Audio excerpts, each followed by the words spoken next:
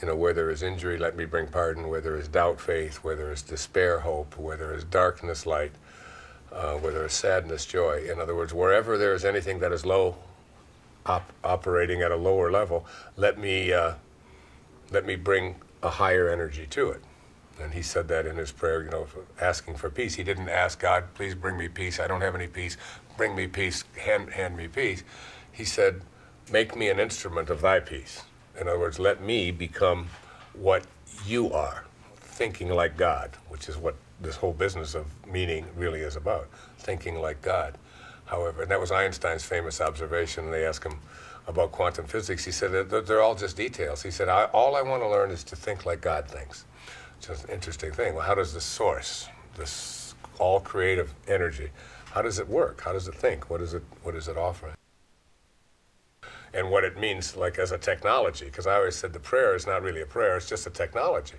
In other words, if you could just see things in terms of energy, and if you could see lower energy as hatred, as anger, as bitterness, as fear, as worry, as anxiety, and you could see higher energy as love and kindness and serving and peace and joy and so on, if you could just see, and all he's saying is that when you bring, like in a dark room, when you're in a dark room,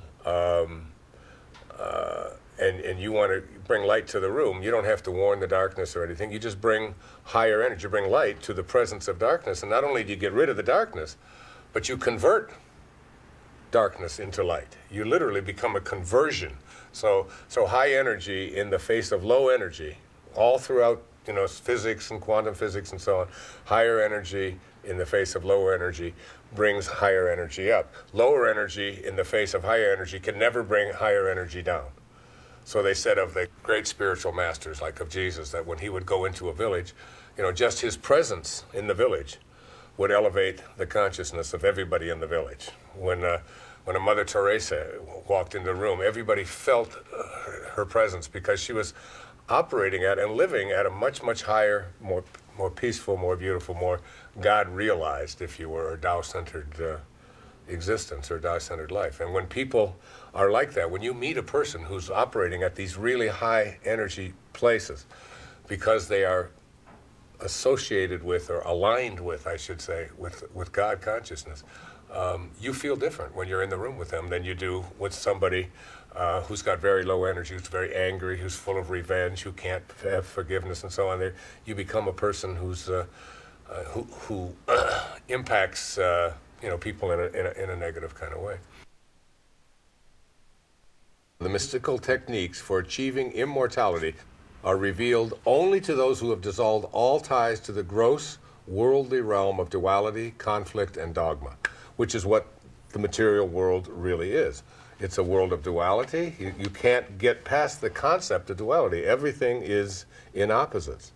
You know, it's male and female. It's yin and yang. It's right and wrong. It's up and down. It's north and south. It's good and bad. It's right and wrong.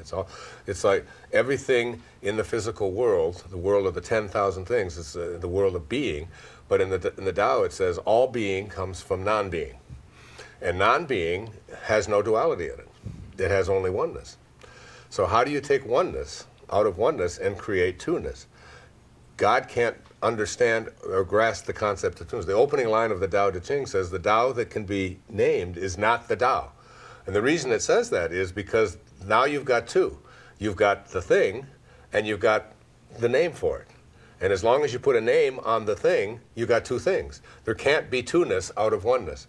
So the Tao or God or spirit or meaning is like, in mathematics, it's like zero. It's like the number zero. You cut it in half, you still got zero. You cut it in half again, you can't divide that, you know, that concept of zero, of oneness, okay? But the only thing we have to grasp all of this with is a mind that puts labels on things and uses symbols. So now it immediately goes to two-ness, and that's why meditation is so difficult for people who are raised up in the West and so on, because they're always thinking in terms of their symbols and what it's called, and then we fight wars over that and so on. So duality, it's almost an impossibility to grasp the concept of oneness while you're in two-ness, and you're in two-ness as long as you're in a body. And as long as you're using... So the only way that you can get it, one of the great paradoxes of the Tao says that you can only achieve fulfillment or meaning when you achieve emptiness. So it's like you have to figure out a way. You know, I have what I call the four paradoxes of the Tao. One, you can only achieve fulfillment when you achieve emptiness. You got to get quiet. You can only hear the answers that you seek by silencing the mind. So you can only hear when you get quiet, because anything else that you hear is not God. It's duality. You can only become rich by knowing that you already have enough. And you can only reach paradise by recognizing that it's already within you. So what I say to people who really want to access the transition from ambition to meaning, if they really want to access it, is to get your thoughts off of yourself.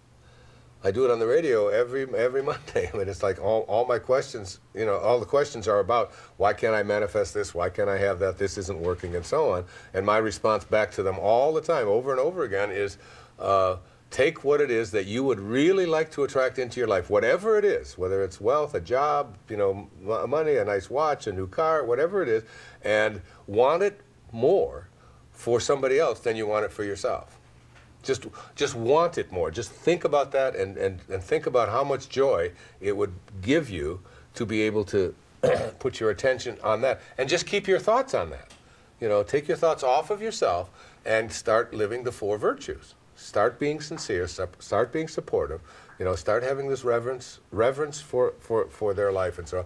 And just shift off of what's in it for me, and how much am I going to get, and why isn't it here fast enough, and why is theirs shinier than mine, and so on. Off of that, and begin to project that, and do,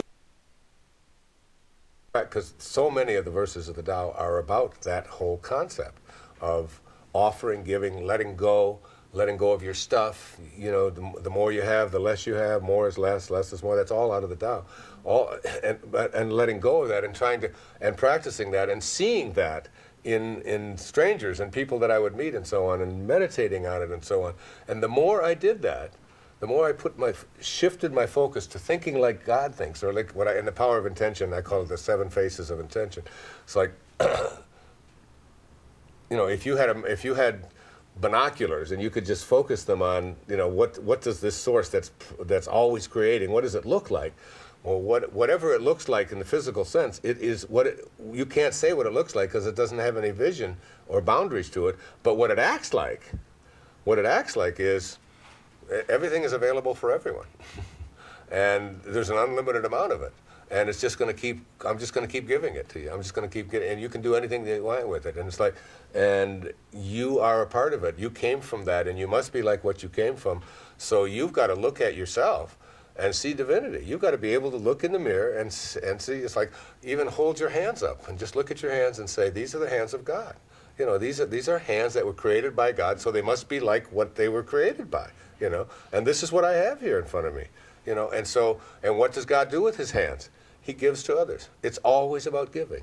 So you can practice this. You can raise your kids on this kind of thing, and then you can look at any position, any person in this world. I don't care whether you're a school teacher. I don't care if you're a dental hygienist or if you're a carpenter or whatever it is out there that you are doing. If you can take your attention, if you want the door to open, to meaning, then the only way that door is going to open is if you understand that you have to leave your attachment to this grossly world of the material things and what's in it for me and how much am I getting, and shift your energy, your thoughts onto how may I offer, how may I serve. And that's when the transition is complete.